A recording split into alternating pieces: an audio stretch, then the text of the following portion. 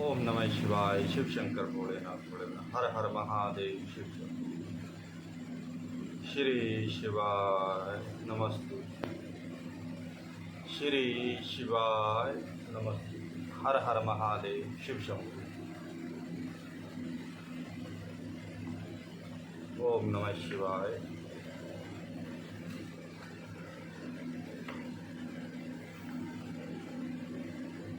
सूत जी कहते हैं, मुनिवरों सुनो, मैंने सतगुरु व्यास जी के मुख से जैसी सुनी उसी रूप में एक पाप नाशक कथा तुम्हें सुना रहा हूँ। पूर्व काल की बात है। गौतम नाम से विख्यात एक श्रेष्ठ ऋषि थे, जिनकी परम धार्मिक पत्नी का नाम अहल्या था। दक्षिण दिशा में जो ब्रह्मगिरी है, वहीं उन्होंने 10,000 वर्षों तक तपस्या की थी। उत्तम व्रत का पालन करने वाले महर्षियों, एक समय वहां 100 वर्षों तक बड़ा भयानक अवर्षण हो गया। सब लोग महान दुख में पड़ गए। इस भूतल पर कहीं गीला पत्ता भी नहीं दिखाई देता था। फिर जीवों का आधारभूत जल कहाँ से दृष्टि गोचर होता। उस समय मुनि मनुष्य पशु पक्षी और मृग सब वहां से 10 दिशाओं को चल गए। तब गौतम ऋषि ने 6 महीने तक तप करके वरुण को प्रसन्न किया। वरुण ने प्रकट होकर वर मांगने को कहा। ऋषि ने वृष्टि के लिए प्रार्थना की। वरुण ने कहा, देवताओं के विधान के विरुद्ध वृष्टि न करके मैं तुम्हारी इच्छा के अनुसार तुम्हें सदा अक्षय रहने वाला जल देता हूँ। तुम एक गड्ढा तैयार करो। उनके ऐसा कहने पर गौतम ने 1 हाथ गहरा गड्ढा खोदा और वरुण ने उसे दिव्य जल के द्वारा भर दिया। और परोपकार से सुशोभित होने वाले मुनि श्रेष्ठ गौतम ने कहा, महामुनि, कभी क्षीण न होने वाला यह जल तुम्हारे लिए तीर्थ रूप होगा और पृथ्वी पर तुम्हारे ही नाम से इसकी ख्याति होगी। यहाँ किए हुए दान, होम, तप, देव पूजन तथा पितरों का श्राद्ध सभी अक्षय होंगे। ऐसा कहकर उस महर्षि ने प्रशंसित हो वरुण देव महर्षि से प्रशंसित हो वरुण देव अंतर ध्यान हो गए। उस जल के द्वारा दूसरों का उपकार करके महर्षि गौतम को भी बड़ा सुख मिला। महात्मा पुरुष का आश्रय मनुष्यों के लिए महत्व की ही प्राप्ति करने वाला होता है। महान पुरुष की महात्मा के उस सब रूप को देखते और समझते हैं, दूसरे अधम मनुष्य नहीं। मनुष्य जैसे पुरुष का सेवन करता है वैसा ही फल पाता है। महान पुरुष की सेवा से महत्ता मिलती है और शूद्र की सेवा से शुद्धता। उत्तम पुरुष का यह स्वभाव ही है कि वे दूसरों के दुखों को नहीं सहन कर पाते। अपने को दुख प्राप्त हो जाए इसे भी स्वीकार कर लेते हैं, किंतु दूसरों के दुख का निवारण ही करते हैं। दयालु, अभिमान शून्य, उपकारी और जितेंद्रिय, ये पुण्य के 4 खंभे हैं जिनके आधार पर यह पृथ्वी टिकी है। तदंतर गौतम जी वहाँ पर परम दुर्लभ जल को पाकर विधि पूर्वक नित्य नैमित्तिक कर्म करने लगे। उन मुनीश्वर ने वहाँ नित्य होम की सिद्धि के लिए धान, जौ और अनेक प्रकार के निवार बोआ दिए। तरह तरह के धान्य, भांति भांति के वृक्ष और अनेक प्रकार के फल फूल वहाँ लहलहा उठे। यह समाचार सुनकर वहाँ दूसरे सहस्त्रों ऋषि, मुनि, पशु पक्षी और बहुसंख्य जीव जानवर रहने लगे। वह वन इस भूमंडल में बड़ा सुंदर हो गया। उस अक्षय जल के संयोग से अनावृष्टि वहाँ के लिए दुखदायी नहीं रह गई। उस वन में अनेक शुभ कर्म परायण ऋषि अपने शिष्य, भार्य और पुत्र आदि के साथ वास करने लगे। उन्होंने कालक्षेप करने के लिए वहाँ धान बोआ दिए। गौतम जी के प्रभाव से उस वन में सब और आनंद छा गया। एक बार वहाँ गौतम के आश्रय में जाकर बसे हुए ब्राह्मणों की स्त्रियां जल के प्रसंग को लेकर अहल्या पर नाराज हो गई। उन्होंने अपने पतियों को उकसाया। उन लोगों ने गौतम का अनिष्ट करने के लिए गणेश जी की आराधना की। भक्त पराधीन गणेश जी प्रकट होकर वर मांगने के लिए कहा। तब ये बोले, भगवान यदि आप हमें वर देना चाहते हैं तो ऐसा कोई उपाय कीजिए जिससे समस्त ऋषि डांट फटकार कर गौतम को आश्रम से बाहर निकाल दें। गणेश जी ने कहा, ऋषियों तुम सब लोग सुनो, इस समय तुम उचित कार्य नहीं कर रहे। बिना किसी अपराध के उस पर क्रोध करने के कारण तुम्हारी हानि ही होगी।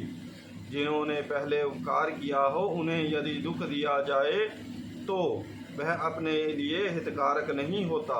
जब उपकारी को दुख दिया जाता है तब उससे इस जगत में अपना ही नाश होता है। ऐसी तपस्या करके उत्तम फल की सिद्धि की जाती है। स्वयं की शुभ फल का परित्याग करके अहितकारक फल को नहीं ग्रहण किया जाता। ब्राह्मण जी ने जो यह कहा कि असाधु कभी साधुता को और साधु कभी असाधुता को नहीं ग्रहण करता, यह बात निश्चय ही ठीक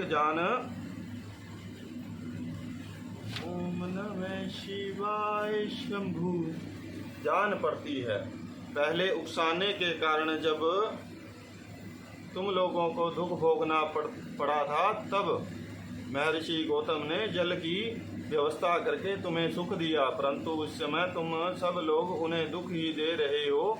संसार में ऐसा कार्य करना कदापि उचित नहीं। इस बात पर तुम सब लोग सर्वदा विचार कर लो। स्त्रियों की शक्ति से मोहित हुए तुम लोग यदि मेरी बात नहीं मानोगे तो तुम्हारा यह बर्ताव गौतम के लिए अत्यंत हितकारक ही होगा, इसमें संशय नहीं। ये मुनि श्रेष्ठ गौतम तुम्हें पुनः निश्चय ही सुख देंगे, अतः उनके साथ छल करना कदापि उचित नहीं। इसलिए तुम लोग कोई दूसरा वर मांगो। सूत जी कहते हैं, ब्राह्मणों महात्मा गणेश ने ऋषियों से यह बात कही, वह यद्यपि उनके लिए हितकारक थी तो भी उन्होंने इसे नहीं स्वीकार किया। तब भक्तों के अधीन होने के कारण उन शिव कुमार ने कहा, तुम लोगों ने जिस वस्तु के लिए प्रार्थना की है मैं उसे अवश्य करूँगा। पीछे जो होनहार होगी वह होकर ही रहेगी। ऐसा कहकर वे अंतर ध्यान हो गए मुनीश्वरों। उनके बाद उन दुष्ट ऋषियों ने के प्रभाव से तथा उन्हें प्राप्त हुए वर के कारण जो घटना घटित हुई उसे सुनो। वहाँ गौतम के खेत में जो धान और जौ थे उनके पास गणेश जी एक दुर्लभ गाय बनकर गए, जिसे दिए हुए वर के कारण वह गो कांपती हुई वहां जाकर धान और जौ चरने लगी। इसी समय देववश गौतम जी वहां आ गए। वे दयालु ठहरे, इसलिए मुट्ठी भर तिनके लेकर उन्हीं से उन गो को हाँकने लगे। उन तिनकों का स्पर्श होते ही वह गो पृथ्वी पर गिर पड़ी और ऋषियों के देखते देखते उसी क्षण मर गई। वे दूसरे ब्राह्मण और उनकी दुष्ट स्त्रियां वहां छिपे हुए सब कुछ देख रहे थे। उस गो के गिरते ही वे सब के सब बोल उठे, गौतम ने यह क्या कर डाला। गौतम भी आश्चर्यचकित हो अहल्या को बुलाकर व्यथित हृदय के दुख का पूर्वक बोले, देवी यह क्या हुआ, कैसे हुआ, जान पड़ता है परमेश्वर मुझ पर कुपित हो गए। अब क्या करूं, कहाँ जाऊं, मुझे हत्या लग गई। इसी समय ब्राह्मण और उनकी पत्नियां गौतम को डांटते और दुर्वचनों द्वारा अहल्या को पीड़ित करने लगी। उनके दुर्बुद्धि शिष्य और पुत्र भी गौतम को बारंबार फटकारने और धिक्कारने लगे। ब्राह्मण बोले, अब तुम्हें अपना मुंह नहीं दिखाना चाहिए, यहाँ से जाओ। गो हत्या का मुंह देखने पर तत्काल वस्त्र सहित स्नान करना चाहिए।